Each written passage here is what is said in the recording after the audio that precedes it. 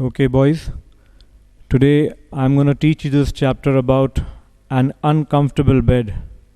Class 7, this is the first chapter that you will be doing. Now, this chapter, An Uncomfortable Bed, is written by Guy de Maupassant. He's a French writer, best known for his short stories. Now, he's written around 300 short stories and a few novels and travel books. And this particular story that we will be doing is one of his most famous works. Now, you people know, as we usually do, as I read through and explain the lesson to you, all you've got to do is take a pencil in your hand, mark all the difficult words that you come across, and please find the meanings to it, write them down, and learn them. So, let's start our lesson. One autumn, I went to spend a few days with some friends in Picardy. Now, Picardy is a place. It's the name of a place in northern France. Now, the writer says, one autumn I went to spend a few days. He's been on a holiday now, on a trip with his friends in a place called Picardy. My friends were fond of practical jokes. I do not care to know people who are not. He says that his friends were very lively people.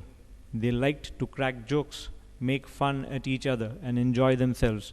And that's the sort of people the author likes to be with. He says, when I arrived, they gave me a grand reception, which at once made me rather suspicious. They cheered loudly, embraced me, and made much of me, as if they expected to have great fun at my expense. I said to myself, look out, old ferret, they have something in store for you. Now, what is an old ferret? A ferret is a cat-like animal, that hunts and lives on rabbits. Fine. So he calls himself a ferret over here, and he was suspicious of his friends that they would be cracking a joke at him and laughing at him. So he was on his guard. They have something in store for you, he tells himself. During the dinner, mirth was excessive, he says. Now, when they all sat down to have dinner time, he says, I thought, here are people who are really amused, too amused. There does not seem to be any reason for so much mirth. He was wondering why his friends were looking so excited. They were kind of overexcited from what a person should be. They must have planned some good joke. Surely, I am to be the victim of the joke. Attention. So, in his mind, he's warning himself. He's saying, these friends of mine are going to make fun. And so, he is on his guard. He says, no, I will not become the center of a joke, and I will not let these people laugh at me. But anyway, the entire evening, everyone laughed in an exaggerated fashion. Exaggerated is more than what a person does sometimes.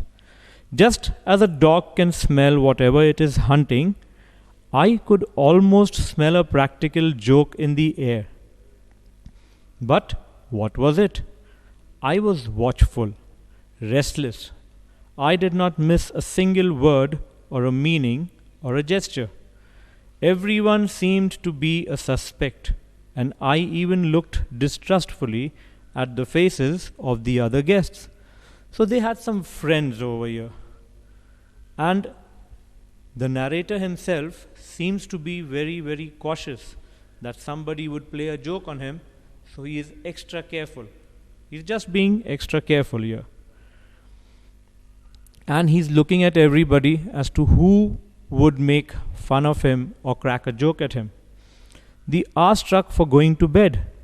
The whole household came to accompany me to my room. Why? They called to me, good night.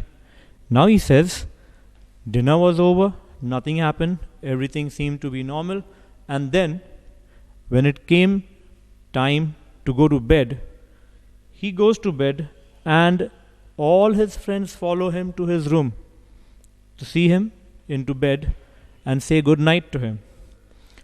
I entered my room, shut the door, and remained standing without moving a single step, holding the candle in my hand. I heard people laughing and whispering in the corridor. Without doubt, they were spying on me. I cast a glance round the walls, the furniture, the ceiling, the hangings, and the floor. I saw nothing to justify suspicion. I heard persons moving about outside my door. I had no doubt they were looking through the keyhole. So now the narrator has gone into his room where he is to sleep for the night, but he is still suspicious about his friends. He is wondering what would happen. Something would happen, something behind the curtain. So he checks all that. He looks at all the walls. He looks at the ceiling. Okay? He's still thinking that his friends are going to make fun of him. And he is so cautious not to allow them to make fun of him that he is checking everything nicely in the room. And yet, on not finding anything, he thinks these people are still peeping from the keyhole of the door and watching him. So you can say he's frightened in a way that somebody would make fun of him, and he does not want to allow that to happen. Now an idea came into my head, he says. My candle may suddenly go out and leave me in darkness. So I went around the room and lighted all the candles that I could find. After that, I cast another glance around me without discovering anything. Now he goes around the room lighting up the candles because he is afraid that his candle that he's holding in hand may go out, and in the darkness anything could happen in the room where he is all alone. So he took that candle, he goes all around the room lighting whatever candles he could find. I moved with short steps, carefully examining the room. Nothing. I inspected every article, one after the other. Still nothing. I went over to the window. The shutters, large wooden shutters, were open. I shut them with great care and then drew the curtains, enormous velvet curtains, and placed a chair in front of them so as to have nothing to fear from outside. Then I sat down cautiously. The armchair was solid. I did not dare to get into the bed. So he went to the windows. He checked out those large wooden shutters. Very slowly he closed the shutters, thinking that if he tries to close it, something from the shutter might fall on him, something that will give him a scare and people laugh at him.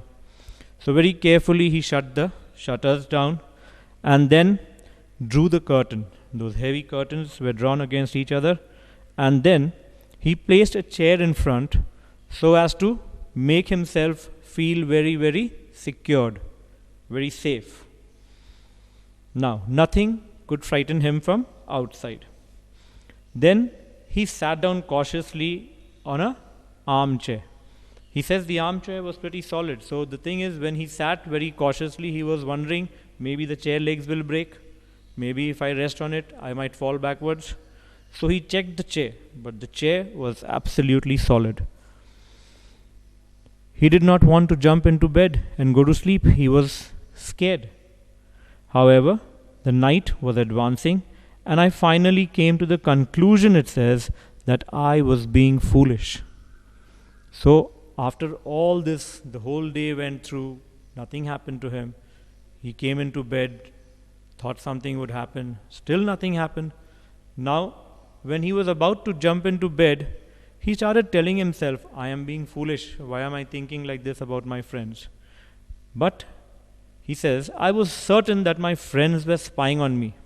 He was very sure that his friends were somewhere looking at him or watching him from somewhere, waiting for the success of whatever joke they had prepared over here.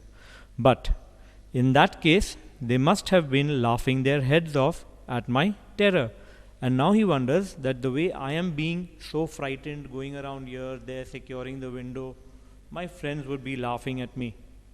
I could not let them have so much fun at my